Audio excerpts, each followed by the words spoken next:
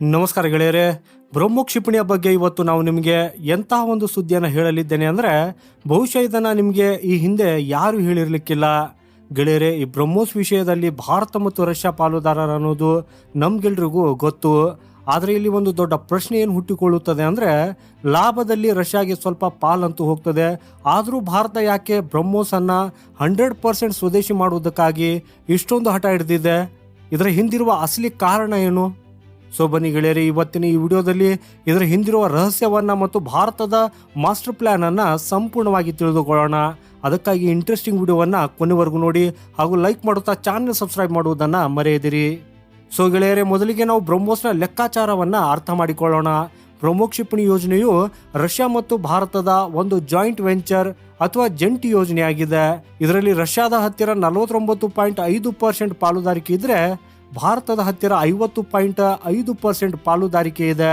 ಹಾಗೂ ಇಲ್ಲಿ ಗಮನಿಸಬೇಕಾದ ವಿಷಯ ಏನಂದ್ರೆ ರಷ್ಯಾಗಿಂತ ಭಾರತದ ಹತ್ತಿರ ಕೇವಲ 1% ಪಾಲುದಾರಿಕೆ ಹೆಚ್ಚಿದೆ. ಅದಕ್ಕಾಗಿಯೇ ಆ 1% ಜಾಸ್ತಿ ಇರುವ ಕಾರಣಕ್ಕೆ ಬ್ರಹ್ಮೋ ಕ್ಷಿಪಣಿಯ ಸಂಪೂರ್ಣ ಮಾಲೀಕತ್ವ ಅಥವಾ ಓನರ್ಶಿಪ್ ಭಾರತದ ಕೈಯಲ್ಲಿದೆ. ಆದರೆ ಇಲ್ಲಿ ತುಂಬಾ ದೊಡ್ಡ ಪ್ರಶ್ನೆಯೊಂದು ಎದುರಾಗ್ತದೆ. ಅದು ಏನಂದ್ರೆ ಭಾರತದ ಹತ್ತಿರ ರಷ್ಯಾಗಿಂತ ಕೇವಲ 1% ಪಾಲು ಮಾತ್ರ ಹೆಚ್ಚಿದೆ. ಆದರೂ ಭಾರತ ಯಾಕೆ ಬ್ರಹ್ಮೋ ಕ್ಷಿಪಣಿಗಳ ಉತ್ಪಾದನೆಯಲ್ಲಿ 100% ಸ್ವದೇಶಿ ವಸ್ತುಗಳನ್ನೇ ಬಳಸಬೇಕು ಅಂತ ಬಯಸ್ತಾ ಇದೆ ಅನ್ನೋದು. ಭಾರತ ಯಾಕೆ ಬ್ರಹ್ಮೋಸ್ ಆದಷ್ಟು ಹೆಚ್ಚು ಮೇಕ್ ಇನ್ ಇಂಡಿಯಾ ಆಗಿರ್ಲಿ ಅಂತ ಆಶಿಸುತ್ತಿದೆ? ಗೆಳೆಯರೆ, ಯಾಕೆ ಈ ಪ್ರಶ್ನೆ ಬರ್ತಾ ಇದೆ ಅಂದ್ರೆ ಈ ಬ್ರಹ್ಮೋ ಕ್ಷಿಪಣಿಯನ್ನ ಮಾರಾಟ ಮಾಡಿದಾಗ ಬರುವ ಲಾಭದಲ್ಲಿ ರಷ್ಯಾ ತನ್ನ ಪಾಲನಂತೂ ಖಂಡಿತ ಪಡೀತದೆ. ಉದಾಹರಣೆಗೆ ಭಾರತ ಈಗಾಗಲೇ ಫಿಲಿಪೀನ್ಸ್ಗೆ ಬ್ರಹ್ಮೋಸ್ ಅನ್ನ ಮಾರಾಟ ಮಾಡಿದೆ. ಮುಂದಿನ ದಿನಗಳಲ್ಲಿ ಇಂಡೋನೇಷ್ಯಾಗೂ ಮಾರಾಟ ಮಾಡಬಹುದು. ಇದಷ್ಟೇ ಯಾಕೆ, ಭಾರತ ತನ್ನ ಸ್ವಂತ ಸೇನೆಗಾಗಿ ಎಷ್ಟೇ ಬ್ರಹ್ಮೋ ಕ್ಷಿಪಣಿಗಳನ್ನು ಖರೀದಿಸಿದ್ರು ಅಥವಾ ಮುಂದಿನ ದಿನಗಳಲ್ಲಿ ತಾನಾಗಿಯೇ ತಯಾರಿಸಿಕೊಂಡ್ರು ಅದರಲ್ಲಿ ಬರುವ ಲಾಭದ 49.5% ಹಣವನ್ನ ರಷ್ಯಾಗೆ ಕೊಡುವುದು ಕಡ್ಡಾಯ. ಲಾಭದಲ್ಲಿ ಅವರಿಗೆ ಪಾಲು ಹೋಗ್ತದೆ ಅಂದಮೇಲೆ ಭಾರತ ಯಾಕೆ ಕಷ್ಟಪಟ್ಟು ಇದನ್ನ ಹೆಚ್ಚು ಸ್ವದೇಶಿಯನ್ನಾಗಿ ಮಾಡುವುದಕ್ಕೆ ಪ್ರಯತ್ನಿಸುತ್ತಿದೆ? ಗೆಳೆಯರೆ, ಇದರ ಬಗ್ಗೆ ಈಗ ಒಂದು ಮಹತ್ವದ ಸುದ್ದಿ ಹೊರಬಿದ್ದಿದ್ದು, ಈಗಾಗಲೇ ನಾನು ನಿಮಗೆ ಮೊದಲೇ ಹೇಳಿದ ಹಾಗೆ ಬ್ರಹ್ಮೋಸ್ನ ಮಾಲೀಕತ್ವ ಭಾರತದ ಹತ್ತಿರ ಇದೆ. ಇದರ ಅರ್ಥ ಈಗಾಗಲೇ ತಯಾರಾಗಿ ಆಪರೇಷನಲ್ ಆಗಿರುವ ಬ್ರಹ್ಮೋ ಕ್ಷಿಪಣಿಗಳಲ್ಲಿ ಯಾವುದೇ ರೀತಿಯ ತಾಂತ್ರಿಕ ಬದಲಾವಣೆ ಮಾಡಬೇಕಾದ್ರೆ ಭಾರತಕ್ಕೆ ರಷ್ಯಾದ ಅನುಮತಿ ಅಥವಾ ಪರ್ಮಿಷನ್ ಬೇಕಾಗಿಲ್ಲ. ಉದಾಹರಣೆಗೆ ಭಾರತವು ಯಾವುದಾದ್ರೂ ಹೊಸ ತಂತ್ರಜ್ಞಾನವನ್ನು ಕಂಡುಹಿಡಿದು ಅದನ್ನು ಬ್ರಹ್ಮೋ ಕ್ಷಿಪಣಿಯಲ್ಲಿ ಅಳವಡಿಸಲು ಬಯಸಿದರೆ ಅಥವಾ ಅದರ ಪರೀಕ್ಷೆ ನಡೆಸುವುದಕ್ಕಾಗಿ ಬಯಸಿದರೆ ನಾವು ರಷ್ಯಾವನ್ನು ಕೇಳುವ ಅವಶ್ಯಕತೆ ಇಲ್ಲ. ಅಂದರೆ ಈಗಾಗಲೇ ತಯಾರಾಗಿರುವ ಕ್ಷಿಪಣಿಗಳಲ್ಲಿ ಬದಲಾವಣೆ ಮಾಡುವ ಸಂಪೂರ್ಣ ಹಕ್ಕು ಭಾರತಕ್ಕಿದೆ. ಆದ್ರೂ ಕೂಡ ಭಾರತ ಇದನ್ನು ಹೆಚ್ಚೆಚ್ಚು ಸ್ವದೇಶಿಯನ್ನಾಗಿ ಮಾಡುವುದಕ್ಕೆ ಕಾರಣವಿದೆ. ಅದು ಏನಂದರೆ ಎಕ್ಸ್ಪೋರ್ಟ್ ವಿಟೋ ಪವರ್. ಹೌದು, ನಿಮಗೆ ಈಸಿಯಾಗಿ ಹೇಳೋದಾದರೆ ಬ್ರಹ್ಮೋ ಕ್ಷಿಪಣಿ ಎಷ್ಟು ಹೆಚ್ಚು ಸ್ವದೇಶಿ ಆಗ್ತದೆಯೋ ರಷ್ಯಾ ಈ ಕ್ಷಿಪಣಿಯ ರಫ್ತಿನ ಮೇಲೆ ಹಾಕಬಹುದಾದ ತಡೆ ಅಥವಾ ನಿಯಂತ್ರಣ ಅಷ್ಟೇ ಕಡಿಮೆ ಆಗ್ತದೆ.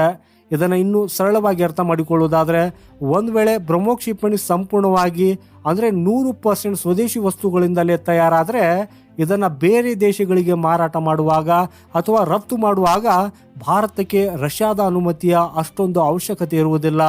ಹೌದು, ಲಾಭದಲ್ಲಿ ರಷ್ಯಾಗೆ ಅವರ ಪಾಲು ಸಿಗುತ್ತಲೇ ಇರ್ತದೆ, ಆದರೆ ನಿರ್ಧಾರ ತೆಗೆದುಕೊಳ್ಳುವ ಅಧಿಕಾರ ನಮ್ಮದಾಗಿರ್ತದೆ. ಇನ್ನೊಂದು ಪ್ರಮುಖ ಕಾರಣವೇನೆಂದರೆ ಜಾಗತಿಕ ರಾಜಕೀಯ ಮತ್ತು ನಿರ್ಬಂಧಗಳ ಭಯ. ಈ ಬ್ರಹ್ಮೋ ಕ್ಷಿಪಣಿ ಎಷ್ಟು ಹೆಚ್ಚು ಸ್ವದೇಶಿ ವಸ್ತುಗಳಿಂದ ತಯಾರಾಗ್ತದೆಯೋ ಅಂತಾರಾಷ್ಟ್ರೀಯ ನಿರ್ಬಂಧಗಳ ಅಪಾಯ ಅಷ್ಟು ಕಡಿಮೆ ಆಗ್ತದೆ. ಫಾರ್ ಎಕ್ಸಾಂಪಲ್, ಅಮೆರಿಕ ಮತ್ತು ಪಾಶ್ಚಿಮಾತ್ಯ ದೇಶಗಳು ರಷ್ಯಾದ ಮೇಲೆ ನಿರ್ಬಂಧ ಹೇರಿದರೆ ಉತ್ಪಾದನೆಗೆ ಅಥವಾ ರಫ್ತಿಗೆ ಯಾವುದೇ ತೊಂದರೆ ಆಗಬಾರ್ದು. ಭಾರತದ ಸ್ವಂತ ಸಪ್ಲೈ ಚೈನ್ ಅಥವಾ ಪೂರೈಕೆ ವ್ಯವಸ್ಥೆ ಬಲವಾಗಿರಬೇಕು ಅನ್ನೋದು ಇದರ ಉದ್ದೇಶ. ಆರಂಭದಲ್ಲಿ ಬ್ರಹ್ಮೋಸ್ನ ಮಾಲೀಕತ್ವ ಭಾರತದ್ದಾಗಿದ್ರೂ ತಂತ್ರಜ್ಞಾನದ ಮೇಲಿನ ಹಿಡಿತ ರಷ್ಯಾದಾಗಿತ್ತು.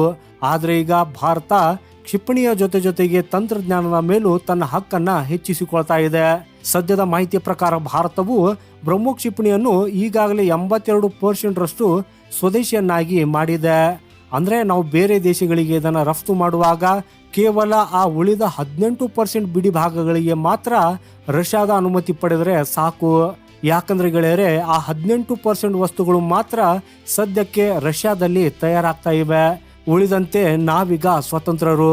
ಹಾಗೆಯೇ ಗೆಳೆಯರೆ, ಲಾಭದಲ್ಲಿ ಪಾಲು ಕೊಟ್ಟರು ತಂತ್ರಜ್ಞಾನ ಮತ್ತು ಅಧಿಕಾರವನ್ನು ನಮ್ಮ ಬಳಿಯೇ ಇಟ್ಟುಕೊಳ್ಳುವ ಭಾರತದ ತಂತ್ರ. ಸೊ ಗೆಳೆಯರಿ, ಮಾಹಿತಿಯ ಬಗ್ಗೆ ನಿಮ್ಮ ಅಭಿಪ್ರಾಯ ಏನು ಅನ್ನೋದನ್ನು ಕಮೆಂಟ್ ಮಾಡೋದ್ರ ಮೂಲಕ ನಮಗೆ ತಿಳಿಸಿ. ಈ ಮಾಹಿತಿ ಇಷ್ಟವಾದರೆ ವಿಡಿಯೋನ ಲೈಕ್ ಮಾಡ್ತಾ ಚಾನೆಲ್ ಸಬ್ಸ್ಕ್ರೈಬ್ ಮಾಡೋದನ್ನು ಮರೆಯದಿರಿ. ಸಿಗೋಣ ಮುಂದಿನ ಮತ್ತೊಂದು ಇಂಟ್ರೆಸ್ಟಿಂಗ್ ಮಾಹಿತಿಯೊಂದಿಗೆ. ವಂದೇ ಮಾತರಂ. ಭಾರತ್ ಮಾತಾ ಕಿ ಜೈ.